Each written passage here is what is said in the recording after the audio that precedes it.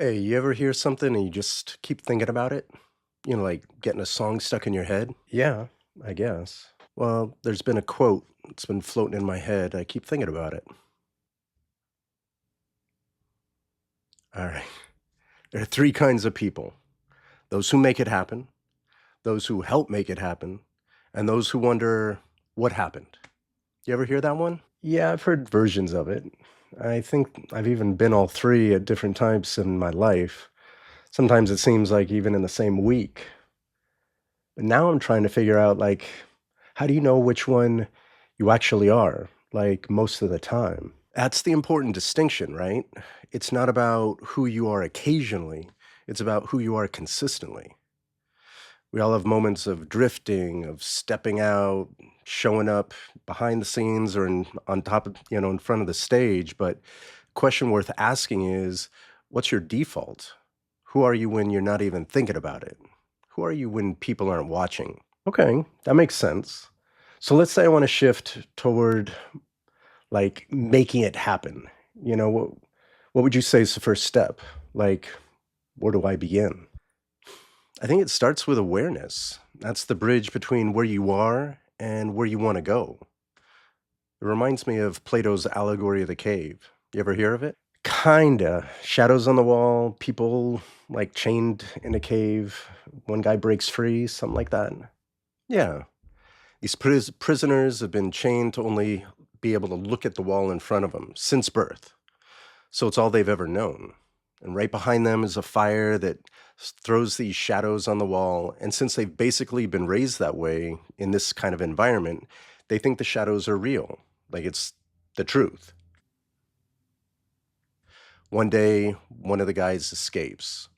And after some adjustment, in the real light, he sees the real world: actual objects, sunlight, reflections, shadows, and it completely changes him. The most powerful part? He chooses to return.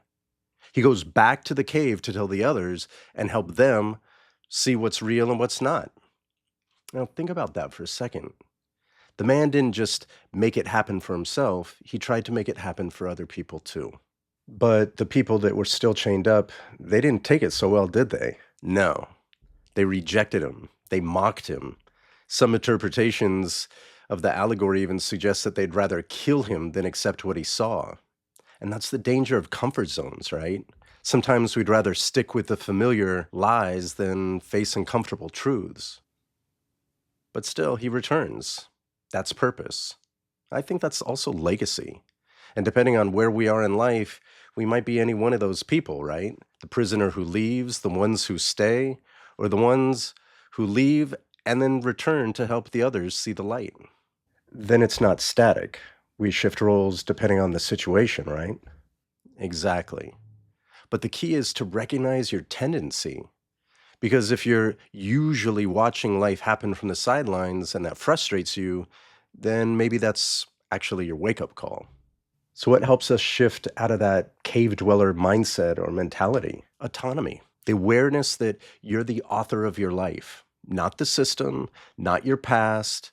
Yes, maybe affected by people and things, that influence you, but you're always free and in control of how you're going to respond, anticipate, and initiate.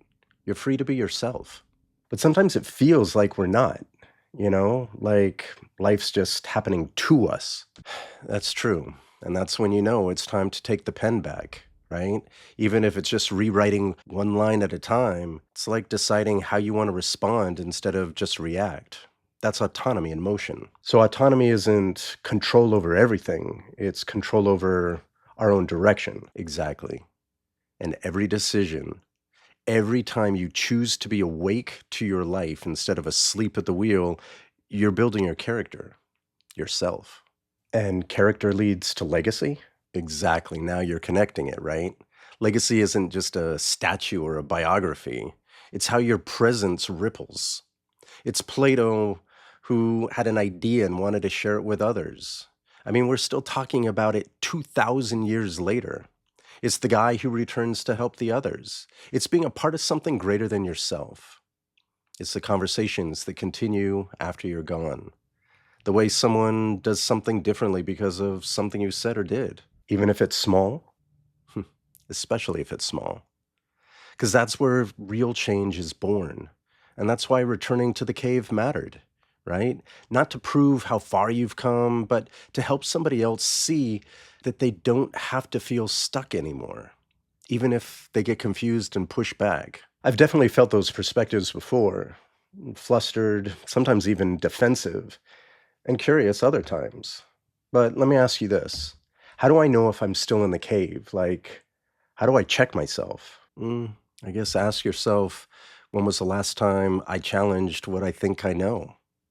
When was the last time I got uncomfortable on purpose in order to grow?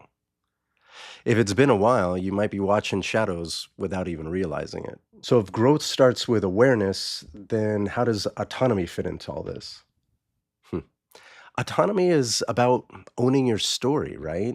Not in some dramatic, motivational poster kind of way, but in the everyday choices. You're stepping forward. Do I speak up here? Do I stay quiet there?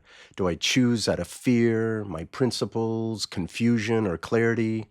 All of that's important because when you're not speaking up and making conscious decisions, somebody else is. And then you're drifting. You're living someone else's agenda, not yours. I've felt like I've drifted through parts of my life, jobs, relationships, even routines. And I don't know if I chose them or just kind of floated into them. I know. And that's what I mean when I say drifting instead of stepping forward. Taking steps implies purpose, direction, autonomy. You choose the rhythm and direction of where you want to go or need to go. Even when life feels chaotic, you can still say, how do I want to respond to this? That question alone can change everything. And it always keeps you in control of how you manage your life. So we're not just the main character, we're the author as well. Yes, you get to write and rewrite. You can edit and revise, add new chapters, but you've got to pick up the pen. You have to want to live an intentional life, meaning you're conscious of your decisions. Hmm. You have to want to be the one who, I don't know, makes it happen and transform those ideas into reality. And what you write, that is, how you live your life, is going to affect others. And that part of how they'll remember you is part of your legacy. Oh, wow. Let's say you go to Hawaii for a vacation, but instead of going to the beach, checking out a club, learning how to surf, go fishing, whatever, let's say you just stay in your hotel room. Then you come back and you say, yeah, I went to Hawaii on vacation. But did you really vacate the routine of life back home? Did you take advantage of opportunities to explore, play, and learn about a new place? No, right? You chose to stay in that hotel room. You chose, instead of living a cool experience, to live in the shadows. Hmm. And you missed out. It'd be weird, but you wrote that into existence. I hope that someone would help drag you out of there and into the sunlight. I definitely remember my friend for doing something like that. And that's what you mean by legacy? Legacy isn't just that one time that people remember about you, right? It's about what you gave that lives on, whether your name is attached to it or not. It's the idea or clarity you sparked in somebody, the encouragement you offered that keeps propelling them forward. You might not even be there anymore to see it, but they do. And they keep moving forward with a bit of that energy that you left behind, the light you shared when someone else was still sitting in the dark. It's about the lessons you share that continue affecting others well beyond when you're gone. So it's not necessarily about being famous, more like being useful, it seems. Useful, helpful, insightful, motivational. It's about being a part of something greater than yourself, like I said. I mean, you do stuff for yourself, sure, because you've decided it's the right thing to do. But the benefits extend beyond just helping yourself by helping others in ways that you probably can't even imagine. Like a stone tossed into the middle of a quiet pond. You may never know the ripple effect of one significant action one conversation, one lesson you passed on, but those ripples matter. And that's how we stretch and connect beyond ourselves. That's how we grow, build community, and in turn, it creates a sense of belonging. I don't know why, but all of this kind of makes me think of that goldfish metaphor. Hmm, the fishbowl. Yeah. Okay, so here's the deal. Goldfish only grow to the size of their bowl, small fish. Big tank, bigger fish, right? A lot of us are living in tiny bowls thinking that that's the whole ocean. People get comfy, thinking that's all there is. But comfort isn't the same as growth. So we get comfortable, decorate, hang curtains, something like that. And at some point, the bowl isn't just limiting, seems like it's more suffocating. Exactly. We get so relaxed and complacent with limitations. We decorate the bowl and create a routine and settle within the confines of that environment. It's like going to Hawaii, but living in the hotel room. And then there are the other people, right? They seem to have it all, and they build this idea that they're living in paradise. Big house, fancy car, high-paying job. But really, a lot of them, they're just dwelling in a fancier hotel room, right?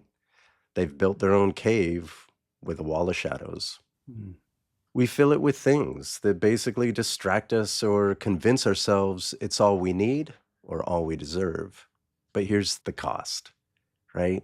When you stop challenging yourself, you stop growing. And if you stop growing, are you really living? So, how do we know we outgrow the fishbowl? Like when we're ready? It probably starts when we ask ourselves that very question. We outgrow the bowl with curiosity, courage, discomfort. Sometimes you jump, sometimes you're pushed, but eventually you learn. Well, you have the potential to learn that every environment has its limitations. I think when we feel these limits or feel stuck, that's the signal you're ready to grow and you need a new, less limiting place. So instead of asking, is this enough? You start asking, what's next? What else is out there? But it starts with an open mind, right? Growth mindset attitude on the inside, not by gauging it with material things on the outside. And then what? Do we just keep upgrading fish bowls? Until we don't. Eventually, you stop looking for the next tank and realize you were meant for the ocean all along. It's just now you're ready for it. No walls, just depth and expansion, freedom. Freedom of mind, spirit, energy, and your best potential. And when you live like that, growing, exploring, and expanding, you become the kind of person who not only makes things happen, but you make things better for yourself and for others around you. Wow, this has actually been one conversation I didn't realize I really needed. Well, me too. Because thinking and talking about it helps me get a better handle on maybe not who I want to be, but how I want to live my life. It's about focusing on the process, not the product. The more I trust myself, the more things will just feel right and make sense. That's growth. That's progress in the process. Growth starts with questions, but thrives with creation and discovery. So now what? So now what? I guess it's time to make an action plan, right? Where are you right now and where do you want to go? Eyes on the horizon, but feet on the ground. Evaluate your attitude. Take note of the shadows and figure out if you're a little too comfy for your own fishbowl. Maybe another conversation about that later, huh? Yeah, it sounds good to me too. So, what kind of life are you living? Is it the one that you're meant to live? Not the polished version, not some FOMO triggered idea, but your version. The one made up of your habits and patterns, your thoughts and actions. Remember, you've brought yourself to where you are. If it looks good, then steady as she goes. If not, then it's time to recalibrate, redirect, and navigate differently. No one has it all figured out. And those who do, or seem like they do, most of them, they're just able to hide the confusion and apprehension a little bit better than the rest of us. The trick is to just keep taking steps forward. You can always adjust along the way. We're all out here sharing our perspective of the light, trying to make things brighter and clearer.